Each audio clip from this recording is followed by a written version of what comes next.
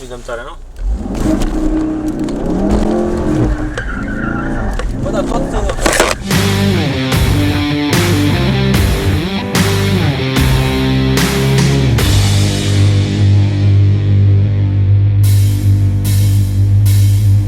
Poliția. Ia. Salut! Bună ziua! Bună ziua!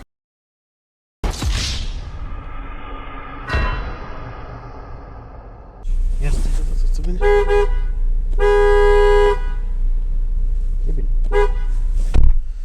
Go, go, go! Era la Counter-Strike parcă, nu? Go, go, go! I-am pipit pe ăștia cu traseul ăsta, știi? Da. M-au luat toți că, bă, mai schimbă traseul. Da, una. Ca să mai ușor ăsta. Da, vreau să mă prima impresie. Da, poate fi radar, știi? Serios, Da, poate fi mai știu. ușor. Că... Ai văzut că aici bagă mereu radar. Prima impresie. Nu e cam 6. Bă, iar cu cotețul tău de 10 ani. Știi că mă ceartă foarte rău oamenii în comentarii că orice eu compar cu cotețul meu de 10 ani, știi?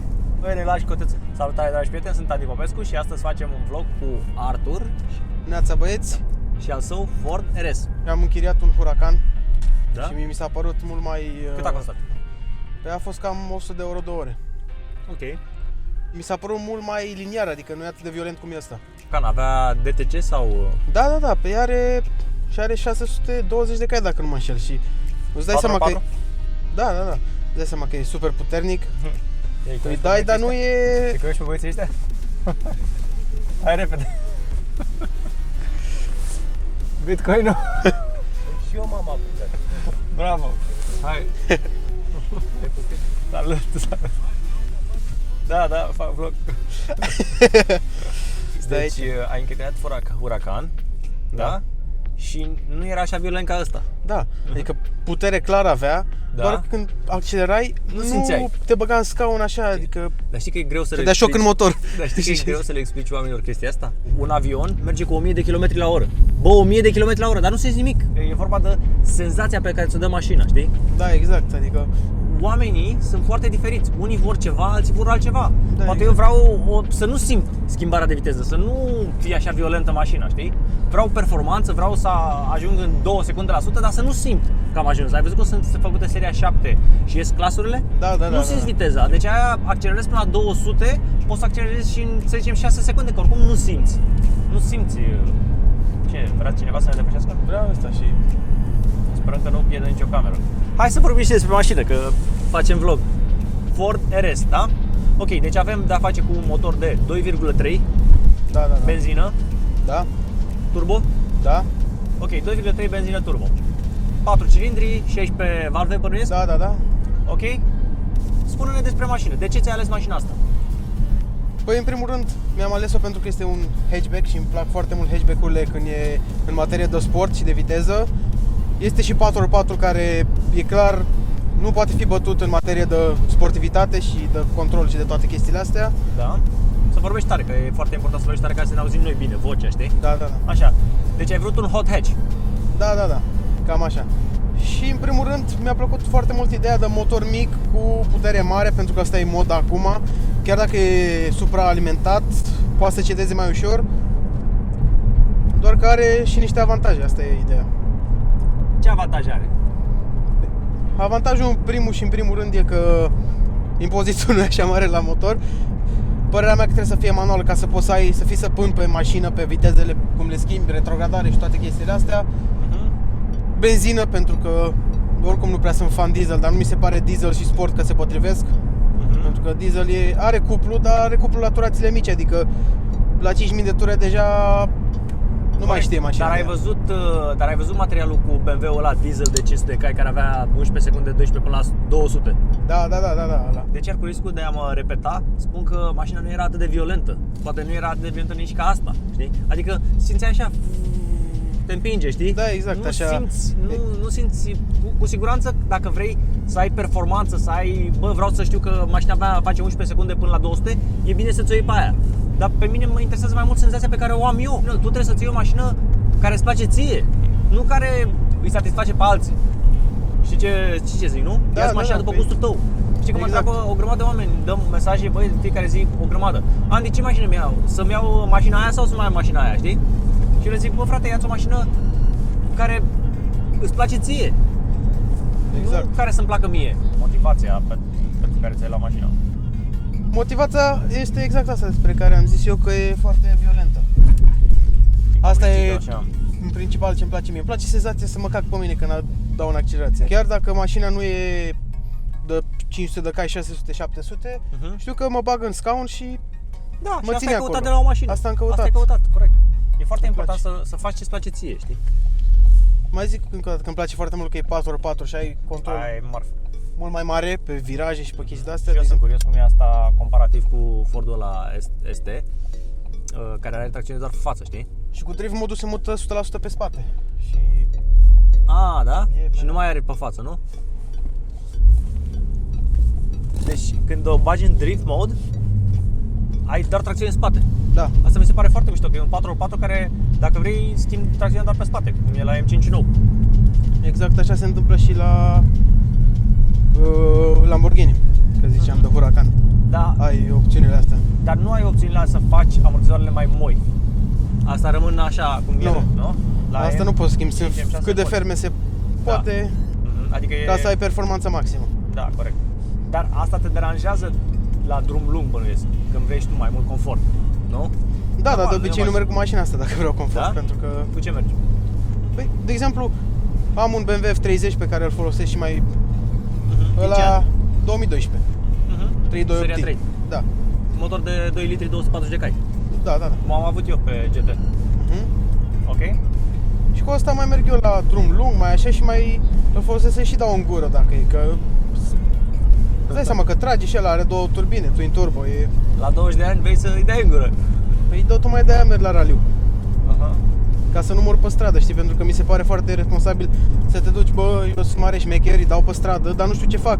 Da, Că poți să mulți mor merg pe tare, dar nu merg neapărat bine, că poți să mergi tare și prost. Te sponsorizează părinții, bănuiesc. Da, pe și tata e pilot Mhm. și mai are el niște combinații pe acolo, sunt în Cupa Dacia, de exemplu, unde se denume toată lumea e cu Loganul și Sandero și e mult mai ușor cu mecanica mașinii, de exemplu. Am să ții groapa dinainte, știi? Da. M-am încordat. De ce mașină de raliu ai? E Dacia Sandero 09 TC, are pe la soft făcut, are evacuarea goală, bă, nu e că toată lumea știe că așa e la raliu, că trebuie să bubuie capul. Și aici, de ce îți arată ce ar trebui să fie acolo? Presiunea în turbină? Că Da, văd că e da. mereu pe zero. Aha, uite acum. Crește când îi dai boost-ul, știi? Deci are 350 de cai. Da, da, da. Ok. Cam cât crezi că are 0 ăsta? Are 1500 de kg? Cam așa? Asta e ca un RS3. aproximativ, Cam nu? așa. Pe net zice 4,7 secunde, dar cine știe în ce condiții sunt făcute. Are launch control? Da, Aha, asta e mișto. putem să faci. Ziceau băieții, dă-i. Mie nu vine să cred câte lume se uită la vlogurile mele, știi? Păi, M-am dus într-o zi la mall, deci cred că m-am întâlnit cu 10 oameni separați. Salut, Andy, salut! E incredibil, îmi face plăcere să vorbesc cu oamenii, știi? Văd că sunt multe vizualizări, dar nu mă gândeam să fie așa mulți oameni, știi, care se uită la vlogurile mele. Tu cum ai descoperit vlogurile mele? mă uitam efectiv la chestii cu mașini care îmi plăceau mie și de când am văzut că ai făcut vlog cu Cătălin Țuțuianu și cu Rușciuga, pe care îi cunosc, am zis că și mai bine, e și cu raliuri și cu chestii de-astea. Am văzut că ai fost cu un Audi, dar nu mai știu ce fel de Audi pe adâncata. Cu S8. S8, V10, pe ploaie, frumos. da. V10 de 450 de cai. V-urile astea sunt altă, Mâncare de pește. exact, ceva super mișto. Păi am V10 și pe M6 și pe Audi. Caut fondurile necesare să-mi iau un V8 Mustang 5.0, Aha. doar că impozitul ăla la 5 ai litri. deja două mașini plus una de raliu. Câte mașini vrei? Păi Mustangul parcă, nu știu care e mașina ta preferată, dacă ai vreuna, dar Mustangul parcă e ce-mi place mie foarte mult. Am fost 4 luni în America, am avut un Mustang 2.3 pe acolo și am văzut cum e 2.3, cât de mișto e. Nu e cum e Fordul ăsta, atât de Cât a puternic. fost Fordul ăsta? 36 de mii, Nu, nu, 2017. Am un Sandero de stradă cu care merg eu zilnic ca să nu fac daunul la consum și... Nu dai șoc în consum? Launch control? Da. Păi trebuie să țin ambreiajul și am aici, Launch control. da, de exemplu am driver assist și launch control bifez, trebuie să țin și ambreiajul, bag întâia și de obicei țin frâna de mână ca să nu plece deloc. Mamă, hai că se duce bine, îmi place. Se simte că patinează, dar te împinge, da. Foarte. 100. Da, mă, fuge ceva. Bun, fii atent ce vreau. Să o lași până la 60 cu a doua la 4500 de ture, când are putere multă, nu? Și după aia să o calci blană, să văd cum o bag în scaun. Stai că n-ajungi la 4500 de tori, la 60. Cam, nu contează. Cam așa are putere și acum dă-i tare. Mamă, te bagă, frate, gata, mai lasă un pic. Da, deci asta vreau să văd cât de puternic e la a doua, știi? Cât de brutală e mașina. Intră în limita de turație în a treia 180, cam atât să ajunge. Da? E lungă a treia. E lungă a treia. Hai, nu știu dacă chiar 180. Nu chiar, adică eu de exemplu se duce până la 140 la mine la M. Ia. Mai face ceva Da. aici? Hai să vedem cum se aude. Nu, că avem sunetul afară, știi? Ia.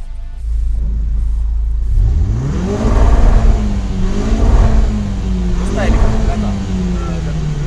Nu stai la 4000, știi că unele taie la 4000 pe loc. Asta fă că n-a tăiat. Nu tăia, nu tăia. Ok, hai. Miroase a benzină nears. Da. Launch control.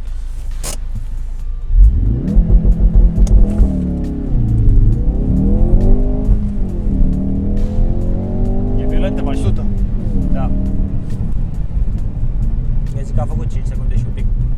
Da, faci, ți-am zis că faci. Spune-mi ce-ți place și ce nu-ți place la mașină. Să încep cu părțile negative, că sunt mai puține. Ok. În primul rând, consumul, asta e clar, pentru că de doar la buzunar are... Nu-ți place consumul? Păi nu-mi place consumul pentru că... Mamă, dacă ai Costă avea M-ul cu 5 litri benzină. Pe asta îmi doresc și eu Mustang-ul. Nu-i Păi și problemă. acum, stai mic, deci nu-ți place consumul, consumă mult asta? Da, consumă 14. Păi și ce faci cu Mustang-ul? Ce să faci când o să ai 5 litri benzină, care să consume de 2 ori mai mult ca asta? Ai înțeles? Da, păi... o să consume de 2 ori mai mult, nu zic nu, dar... E normal să nu-ți placă să dai banii pe benzină, că poți să faci altceva cu banii, e clar. De-aia trebuie să-ți iei o mașină pe care ți-o permiți, știi? Cred că în mare parte cu asta până aici. consumul e cea mai mare problemă, că Consumul, restul sunt ok, adică nu am nimic de care să mă plâng. Nici de consum nu mă plâng, dar ideea e că se simte la buzunar când te duci și tu să te joci cu ea. Am fost, de exemplu, la Cluj cu ea, la raliu, la recunoașteri. Și probele special de raliu sunt pe munți, pe undeva. Și am mers cu asta, să recunosc, adică am mers în regim de stradă, frumos, corect, mi s-a dus un rezervor. Dar am mers în Bulgaria cu ea 4 rezervoare, dus întors. Da, deci cât consumă la drum lung? Depinde cum mergi, dar eu am mers cu 300 pe autostradă doar să încerc, știi? Și am consumat vreo 17 așa. Pe 7300? 280 prinde, nu prinde 300. Ok, deci nu prinde 300. Și la mers foarte sportiv îți ia 13 afară? Păi, foarte sportiv, ce înseamnă? Adică să-i dau în linie dreaptă foarte... Cât îți ia ție de obicei când mergi afară? De obicei? Păi, de obicei e cam 12-14, cam așa. Asta e consumul pe care am simțit cel mai mult, ca să zic așa. Da, am înțeles. Hai să oprim și să facem niște cadre pe exterior cu mașina.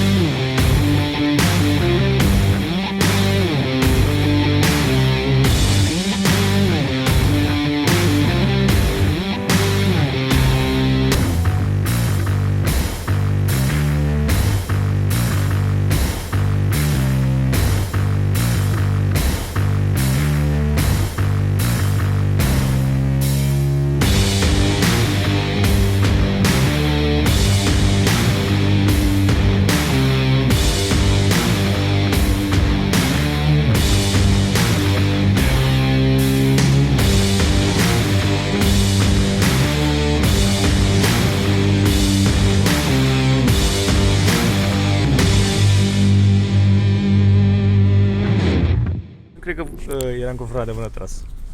Băi, am înghițat de frig. Ăsta nu se ridică mai sus? Mai sus nu. Nu se ridică, că e sport. Da. Test. Ce face asta cu claxon? Ca să sincronizez toate camerele. Ah. E pe 4x4 acum? Da, e pe normal. E mișto o mașină manuală, știi? Să faci treaba cu ea. Păi da, îmi place mie foarte mult. Și 4x4 nu mai îți pleacă, știi? Că punea puterea și pe spate. Da. Într-un fel e mai greu de condus. Sau de, hai să zicem, nu de condus, dar de pilotat la raliu e mai challenging așa să ai un 4x4. De ce? Are și tendința de subvirare și de supravirare. Ai frâna blocată, vrei să frânezi? Vrei să frânezi și să virezi în același timp, ți-e subvirează să duce în față. Și asta se întâmplă la tracțiune. Am înțeles. Și dacă la 4x4 se întâmplă și asta, dar după dacă accelerezi tare ca să ieși din curbă, poate să și fugă spatele. Mai ales, eu zic, de 4x4 de raliu unde n-ai absolut niciun sistem pe lumea asta. Da, dar asta nu mergi cu iar la raliu, nu? Mergi cu Sandero la raliu, așa că... Da. Ok, hai să punem un launch control. Cum facem? Îi dăm direct shock în motor, a? Hai. 3, 2, 1 și... Aha, da, mă. Beton.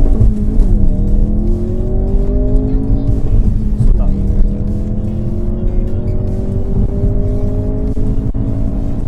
Uite, l-ai văzut la 155-a plafonat la 3-a. Hai să punem front la 100, da? Ce cauciucuri ai? Sunt semi-slick-uri de vară.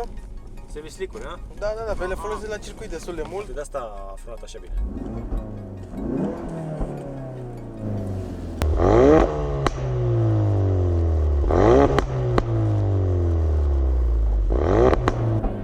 Vezi? Nu trebuie să dai, când vrei să încerci toba, nu-i dai până în limitare, știi? Dai 3-4 mii acolo să fugă. Bine, mi-e place să dau limitare să facă tu așa, știi?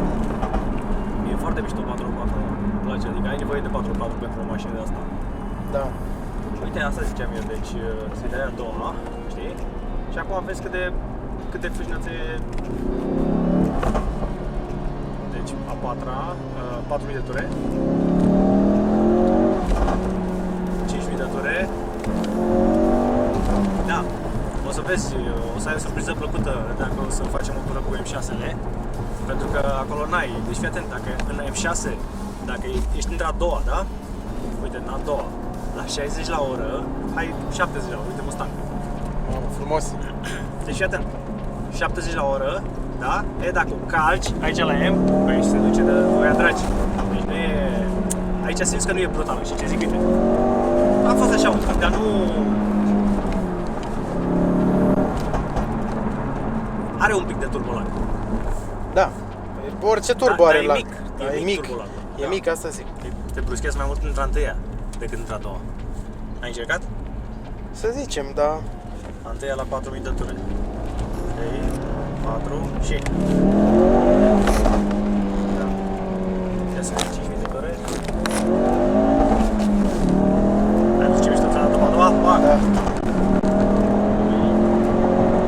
Da, e miștocuță mașină, îmi place.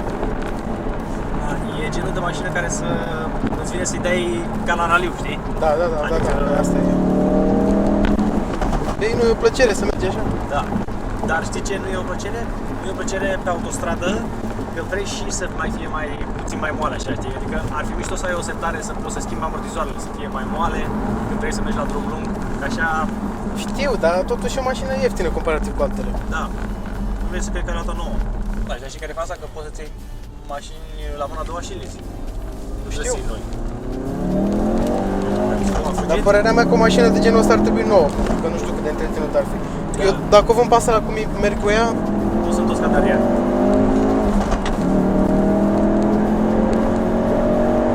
Îți vine să-i dai, frate, deci nu... Îți vine să-i dai, la 140 tot îți vine să-i mai dai, știi? da. Dar se simte că e o mașină așa mai micuță, știi? Nu e așa mare, știi? Adică e fâșneață, e micuță, e... Asta mi-a plăcut, adică e prețul bun pentru ce oferă. Clar, e foarte bun, 350 de cai, e o așa ușoară 4x4. Eu zic că mi-a luat ce trebuie și asta zic, pentru sport, Păi tu trebuie să-ți iei ce îți place ție, trebuie să... Nu ce le place alta. normal, păi, tocmai de-aia. Și Mustangul la fel, că toată lumea mai zice, bă, dar ce ții tu în două uși, dar... Mi-au mașina pentru mine, nu să plimb pe alții. Păi da. Păi normal. E mișto că e ca ăla. Deci se simte ca lumea. Bine, nu există automatul. Nu există, a? Nu. Electronic Stability Control Off. Da, pe acum și dacă dai și pe drift mode. Vedem tare, nu? Bă, dar tot... Exact, uite, vezi, asta zic. Nu te aruncă ca lumea. Nu te aruncă ca lumea pentru că Pentru că ce? are un substrat așa de sistem, nu știu cum să-ți explic. Adică parcă Tot se bagă cineva aici, tot ai o limitație. Asta e la toate mașinile de stradă, pentru că crede-mă că am încercat și asta și BMW-ul pe circuit. Da? Dacă vreau să mă duc, știu, hairpin, cum îi zice în română, ac de păr. Să Da. duci într-o curbă de aia, dacă vrei să duci de la tu, nu te las Știu, complet. dar mă gândesc că totuși poate nu scoate fața complet. Te-ai gândit la asta? Păi cred că asta e problema, sincer să Adică fiu. pe drift mode poate tot mai trage fața, știi? Bine, de obicei când fac asta merg un pic și după îi dau a doua și cu a doua îi dau. A, da? De ce? Să patineze mai tare? Da, se duce mai tare așa și ai și deja un pic de boost de la mers. Ia uite pe asta, poliția. Le-a plăcut? Ei, bine, îți dai seama că la mine fac vizualizări puține, da. Aha. Trebuie să...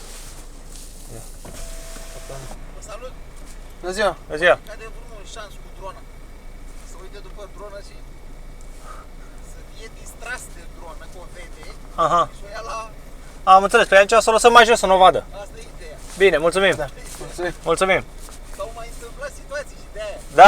Da. De drone, să fie distrași de cei pe margine. Da, normal. Da, și Da. așa poți să fii distrat și de o cioară. Se întâmplă. Fac zăpada, ultima zăpada asta, a căzut un șanț exact aici, de tu parcării. Și la 100 de metri a căzut altul. Da? Colegii erau pe bretea, cum suntem acum așa, și Aha. soluționau Da. tamponarea. Și când a fost întrebat ce s-a întâmplat, s-a uitat la mașina de poliție, că a văzut șirofarul ăla, s-a dus în șanț. Da, nu e de joacă, că poate să... Da, așa e, aveți dreptate, da. Bine, mulțumim. Să fie persoana nepotrivită în locul nepotrivit. Așa e, da. Nu, siguranța rutieră e cea mai importantă până la urmă. Da. Bine, mulțumim. Zi-mă. Sănătate. Nu, și dreptate, da. Da, cred că... Da, trebuie să Teractele nu... sau Sunt ceva. o grămadă...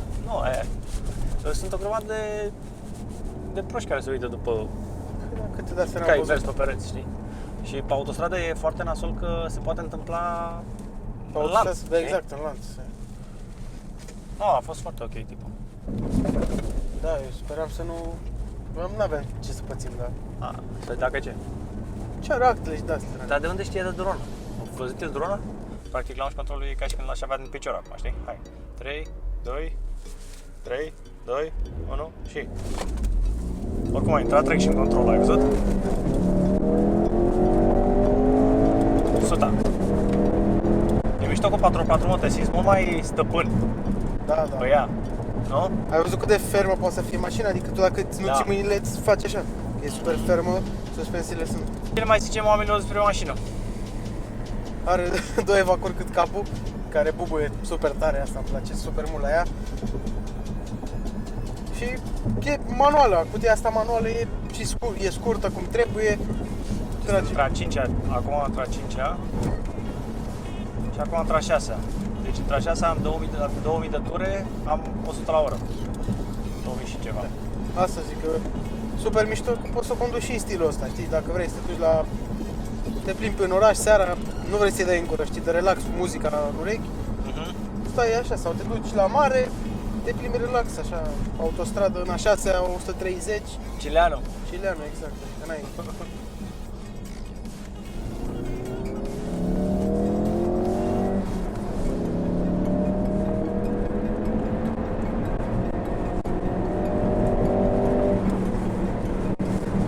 E a 4 sau e 6? E a 4. A 5-a? E a 5-a asta? Da, Bun, și asta e a 6-a, da? da. Mișto că are cuplu și la viteza asta, la în a 5-a, dacă tu îi mai dai în gură, tot mai prinde, știi, mai... Se mai turează.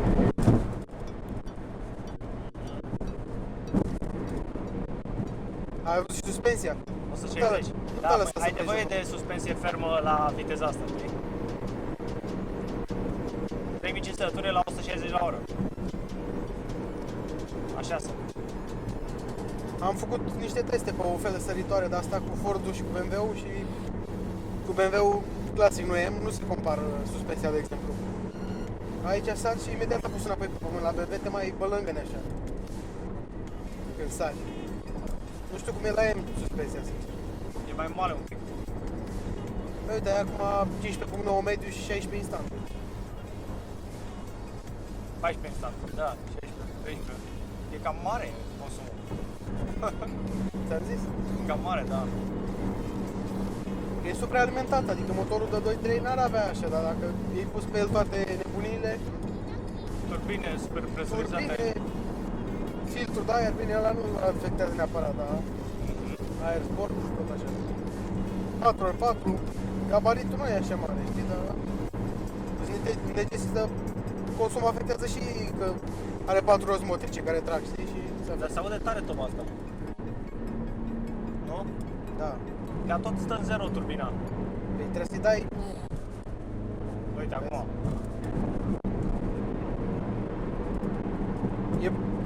chestia aia e boost-ul, e aerul care trece când apeși tare, așa. Mai ieftine decât Seatul. 3640. Mai ieftine decât Seatul Leon Cupra 40.500. Nu cred că e mai ieftin.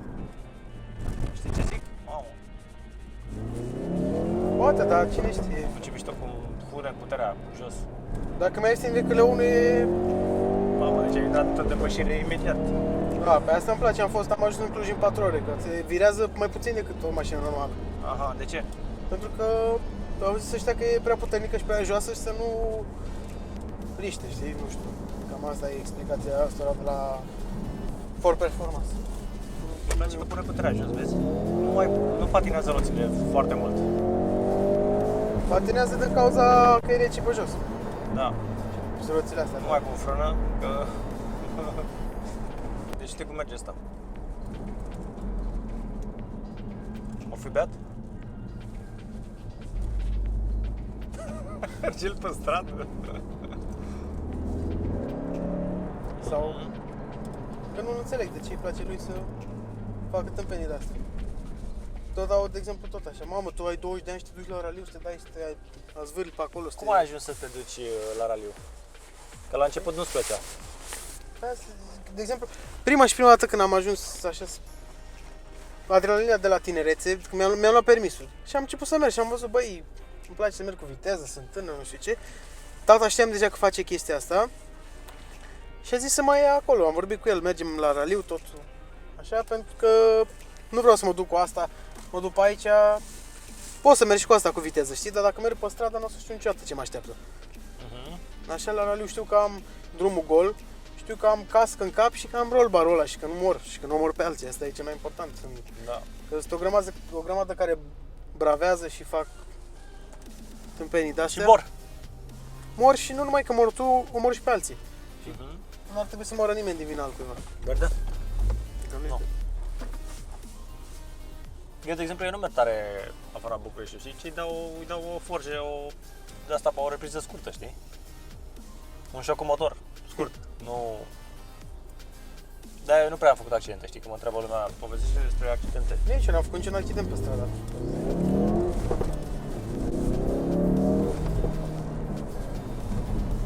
M-am dus și am și învățat așa cu ce se mănâncă unele chestii. Na. Deci asta e mai rapidă decât un Seat Leon Cupra, nu? Păi Cupra n-are 320 de cai, parcă are și știu că e și tracție. Are 290. 290 sau care? Da.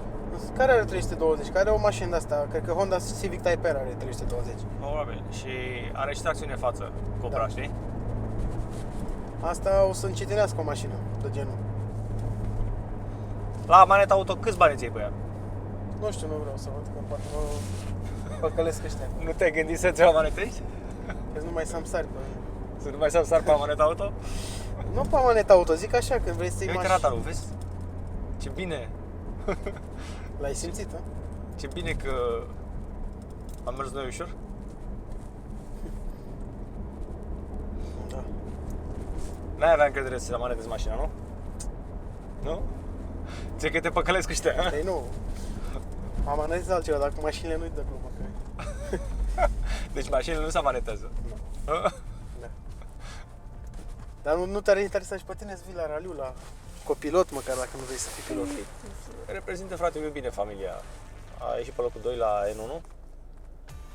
Păi ce mașină are? O Honda Civic. Poate vede cineva de tot pasionat de raliuri, că eu îmi caut copilot încă n-am găsit pentru anul ăsta. Da?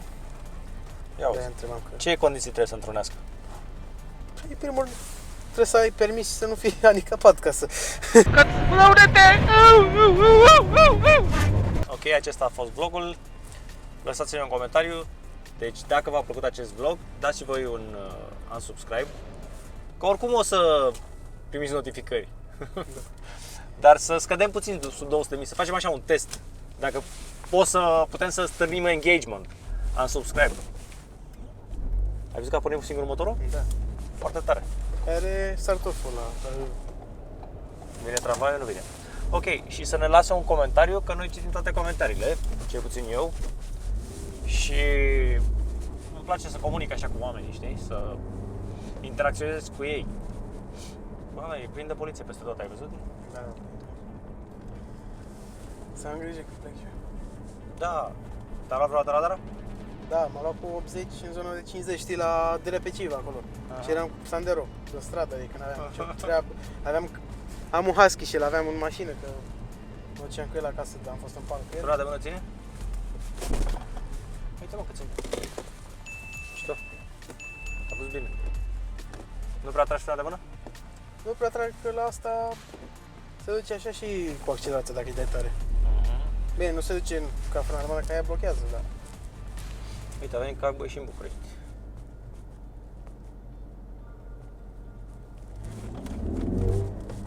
Sământa întâia, nu? Ce bine, îmi place cum pune puterea la roți. La asfalt. Bine, lăsați-ne un comentariu. Bye!